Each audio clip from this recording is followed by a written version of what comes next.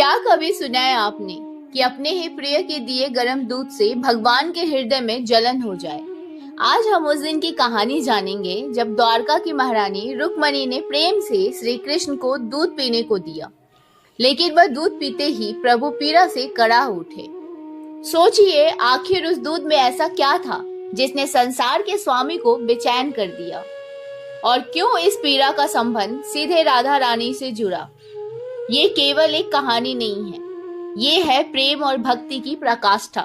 इस अद्भुत रहस्य को जानने के लिए दोस्तों हमारे चैनल को सब्सक्राइब करना मत भूलिएगा और आगे बढ़ते हैं वीडियो में। एक दिन रुक्मणी ने भोजन के बाद श्री कृष्ण को दूध पीने को दिया। दूध ज्यादा गर्म होने के कारण श्री कृष्ण के हृदय में जलन हुई और उनके मुख से निकला, हे राधे। इतना सुनते ही रुक्मणी बोली, प्रभु ऐसा क्या है राधा जी में जो आपकी हर सांस पर उनका ही नाम होता है। मैं भी तो आपसे अपार प्रेम करती हूँ, फिर भी आप हमें नहीं पुकारते। श्री कृष्ण ने कहा, हे देवी, आप कभी राधा से मिली हैं, और मंद मंद मुस्काने लगे। अगले दिन रुक्मणी राधा जी से मिलने उनके महल में पहुंची। राधा जी के कक्ष के बाहर अत्यंत खूबसूरत स्त्री को देखा और उनके मुख पर तेज होने के कारण उन्होंने सोचा कि ये राधा जी हैं और उनके चरण छूने लगी। तभी वो बोली, आप कौन हैं? तब रुक्मणी ने अपना परिचय दिया और आने का कारण बताया।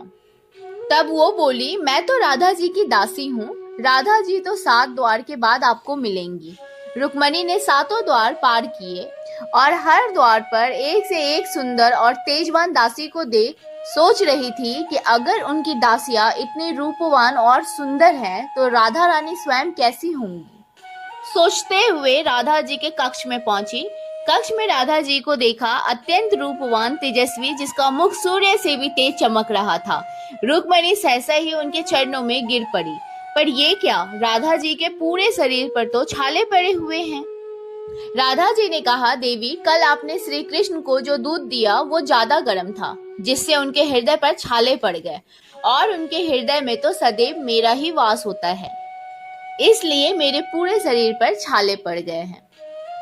इस प्रसंग से रुक्मणी जी को यह गहरा ज्ञान हुआ कि राधा का सौंदर्य केवल बाहरी रूप तक सीमित नहीं है, बल्कि उनका वास्तविक सौंदर्य उनके निस्वार्थ, अनन्य और सर्वस्व समर्पित प्रेम में है। तो दोस्तों, ये जानकारी कैसी लगी आपको कमेंट बॉक्स में लिख के बताइएगा। बहुत जल्दी मिलेंगे अगले एक नई वीडियो में, तब तक के लिए धन्यवाद।